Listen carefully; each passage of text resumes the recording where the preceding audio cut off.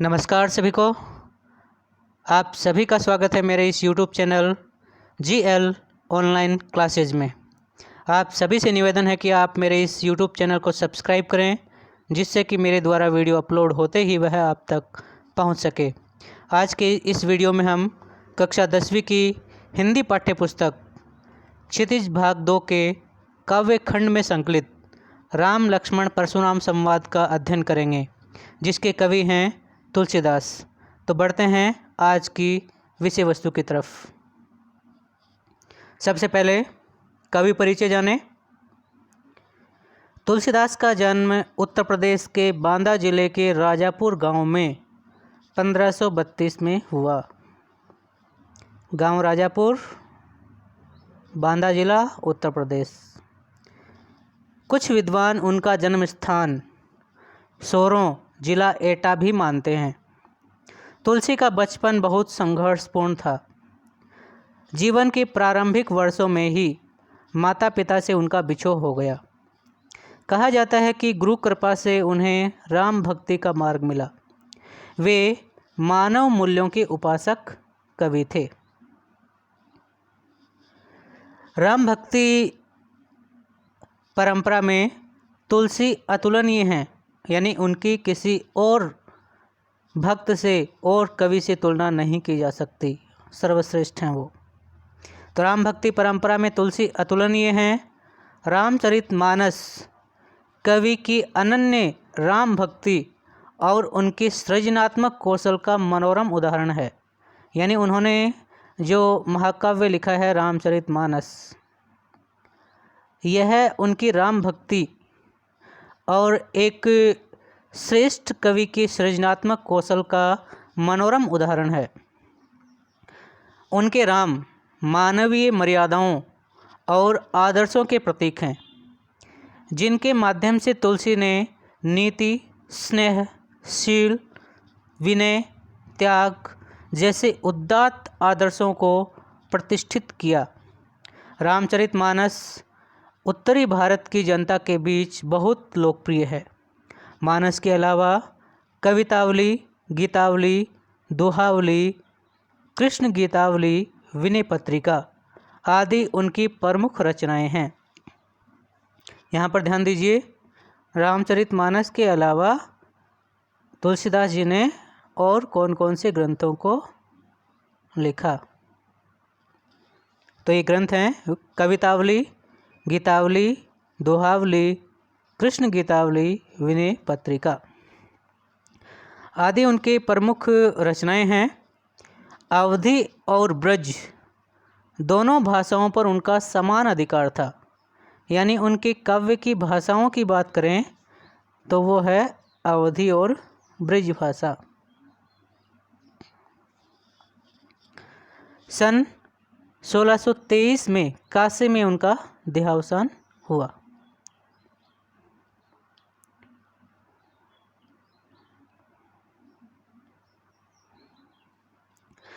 तुलसीदास जी ने रामचरितमानस की रचना अवधी में और विनय पत्रिका और कवितावली की रचना ब्रज भाषा में की है। जैसा कि हम पहले भी हमने जाना है कि तुलसीदास जी का अवधी और ब्रज भाषा दोनों पर समान अधिकार था, और इसी के चलते उन्होंने रामचरितमानस जो महाकाव्य लिखा है वो लिखा है अवधी भाषा में, और जो उनकी रचना विनय पत्रिका और कवितावली जो है वो ब्रज भाषा में है।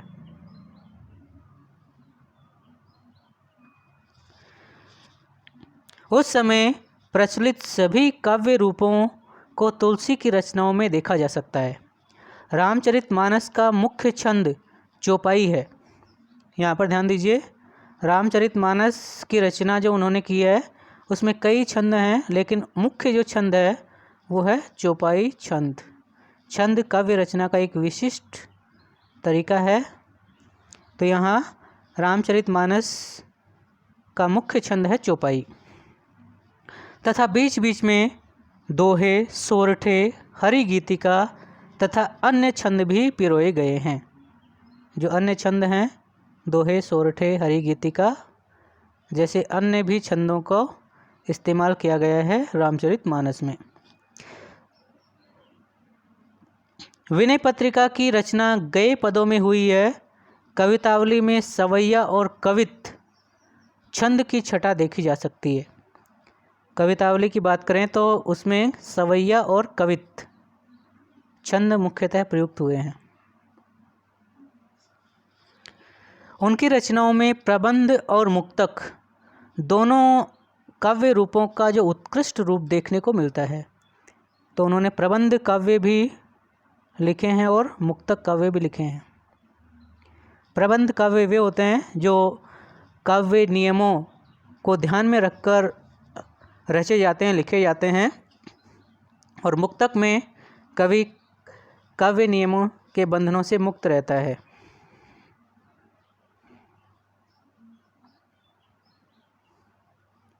बढ़ते हैं आगे। यहाँ जो प्रसंग है राम लक्ष्मण परशुराम संवाद, इसमें यह अंश रामचरितमानस के बाल कांड से लिया गया है। सीता स्वयंवर में राम द्वारा शिव धनुष भंग किए जाने के बाद परशुराम को जब यह समाचार मिला तो वे क्रोधित होकर वहां आते हैं और शिव धनुष को खंडित देखकर वे आपे से बाहर हो जाते हैं, यानी अत्यंत क्रोधित हो जाते हैं। राम के विनय और विश्वामित्र के समझाने पर तथा राम की शक्ति की परीक्षा लेकर अंततः उनका गुस्सा शांत हो जाता है। इस बीच राम लक्ष्मण और परशुराम के बीच जो संवाद हुआ उस प्रसंग को यहाँ प्रस्तुत किया गया है। परशुराम के क्रोध भरे वाक्यों का उत्तर लक्ष्मण व्यंग्य वचनों से देते हैं।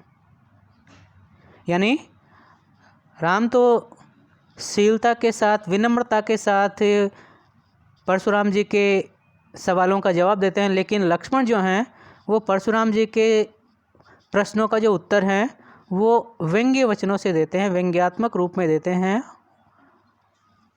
और इस प्रसंग की विशेषता है लक्ष्मण की वीर भरी या वीर रस से पगी व्यंग्योक्तियाँ और व्यंजना शैली की सरस अभिव्यक्ति। यानी इस प्रसंग में लक्ष्मण की वीर रस से भरी हुई व्यंग्योक्तियाँ हैं और साथ ही व्यंजना शैली की सरस अभिव्यक्ति भी देखने को मिलती है। तो यहाँ बढ़ते हैं पहले छंद की तरफ। पहले इसका भावार्थ पाठ के द्वारा करने का प्रयास करते हैं। नाथ शंभुधनु भंजनिहारा, होय ही केउ एक दास तुम्हारा। आयसु कह कहे किन मोही, सुनी रिसाए बोले मुनि कोही। सेवक सो जो करे सेवकाई, अरि करनी करी करिय लड़ाई। सुनहु राम जेहि शिव धनु तोरा, सहस बाहु सम सो रिपु मोरा।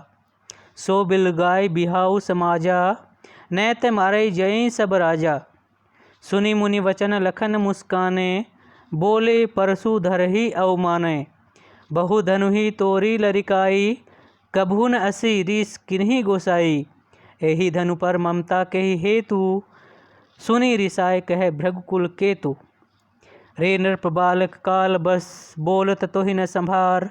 धनु ही सम त्रिपुरारी धनु, विदित सकल संसार। अब इन काव्य पंक्तियों का भाव, इनका अर्थ जानने का प्रयास करें। तो देखिए पहली पंक्ति, नाथ शंभुधनु भंजनिहारा, होय ही केहू एक दास तुम्हारा। इस पंक्ति में शंभुधनु का अर्थ है शिव धनुष और भंजनिहारा यानी तोड़ने वाला, दास यानी सेवक। तो श्री राम कह रहे हैं इस पंक्ति में परशुराम जी के क्रोध को शांत करने के लिए कि नाथ शंभुधनु भंजनिहारा, हे स्वामी इस शिव धनुष को तोड़ने का साहस होय ही क्यों एक दास तुम्हारा, आपका कोई एक सेवक ही कर सकता है। यानी हे स्वामी शिव धनुष को तोड़ने का साहस आपका कोई एक दास ही कर सकता है। दूसरी पंक्ति देखें, आये सुकह किह किन मोही, सुनी रिसाए बोले मुनि कोही। आये सु कहा कही किन मोहि, सुनी रिसाए बोले मुनि कोही। इस बात को सुनकर, रिसाए यानी रीस में, क्रोध में, गुस्से में, मुनि कहते हैं कि कोई मुझे उसका नाम बताए कि ये शिव धनुष किसने तोड़ा है। आये सु कहा कही किन मोहि, कोई मुझे आकर कहे उसका नाम। सुनी रिसाए बोले मुनि कोही। इस बात को सुनकर मुनि जो हैं क्रोधित होकर कहते हैं कि कोई मुझे उसका नाम बताए। सेवक सो जो करे सेवकाई, सेवकु सो जो करे सेवकाई, अरि करनी करी अरि लड़ाई। सेवक वो होता है, सेवकु सो जो करे सेवकाई, सेवक वो होता है जो सेवकाई करता है, सेवा करता है। लेकिन ये जो काम है अरि करनी करी करिय लड़ाई, लेकिन ये अरि करनी है। अरि करनी यानी शत्रुता का काम, ये शत्रुता का काम है। शिव धनुष भंग करना किसी सेवक का काम नहीं है, ये शत्रुता का काम है। और जिसने भी ये शत्रुता का काम किया है वो मेरे सामने आए। लड़ाई का काम किया है, शत्रुता का काम किया है, ये सेवक का काम नहीं है। सुनहु राम जहि शिव धनु तोरा, सहस बाहु समसो रिपु मोरा। सुनहु राम जहि शिव धनु तोड़ा, हे राम सुनो, जिसने भी ये शिव धनुष तोड़ा है, सहस्र बाहु समसो रिपु मोरा, वो सहस्त्र बाहु के समान मेरा शत्रु है। यहाँ पर ध्यान दीजिए, सहस्र बाहु सम, यहाँ सासी से सम समान यानी अलंकार है। यहाँ पर कौन सा? उपमा अलंकार। तो यहाँ परशुराम जी कह रहे हैं, सुनहु राम जहि शिव धनु तोरा, सहस बाहु समसो रिपु मोरा। हे राम सुनो, जिसने भी ये शिव धनुष भंग किया है वह सहस्त्र बाहु के समान मेरा शत्रु है। यानी सहस्त्र बाहु जिसकी 1000 भुजाएं परशुराम जी ने अपने फरसे से काट दी थी, तो इसलिए यहाँ पर परशुराम जी जिसने शिव धनुष तोड़ा है उसे सहस्त्र बाहु के समान अपना शत्रु बता रहे हैं। सो बिलगाऊ बिहाई समाजा, नैत मारे जहीं सब राजा। परशुराम जी कह रहे हैं, सो बिलगाऊ बिहाई समाजा, बिलगाऊ यानी अलग हो जाए बाकी राज समाज से। सो यानी वह, सो बिलगाऊ बिहाई समाजा, जिसने शिव धनुष तोड़ा है वह बाकी राजाओं से अलग हो जाए। नैत मारे जहीं सब राजा, नहीं तो बाकी सभी राजा उसके साथ मारे जाएंगे। अगली पंक्तियाँ देखिए। सुनी मुनि वचन लखन मुस्काने, बोले परशु धरहि अवमाने। मुनि के वचन सुनकर लक्ष्मण मुस्कुराने लगे और बोले परशु धरहि अवमाने, और परशु को धारण करने वाले परशुराम जी की अवमानना करते हुए, उस पर व्यंग्य करते हुए क्या कहने लगे। आगे की पंक्ति में देखिए। बहु धनु ही तोरी लरिकाई, बहुत सी धनुषें तोड़ी है हमने। लरिकाई यानी लड़कपन में, बचपन में। बहु धनु ही तोरी लरिकाई, कभू न असी रीस किन्हीं गोसाई। लेकिन कभी किसी ने इतना रीस नहीं किया, गुस्सा नहीं किया। तो बहु धनु ही तोरी लरिकाई, कभू न असी रीस किन्हीं गोसाई। हे स्वामी, हमने बचपन में, लड़कपन में बहुत सारी धनुषें तोड़ी हैं, लेकिन कभी किसी ने ऐसा गुस्सा नहीं किया।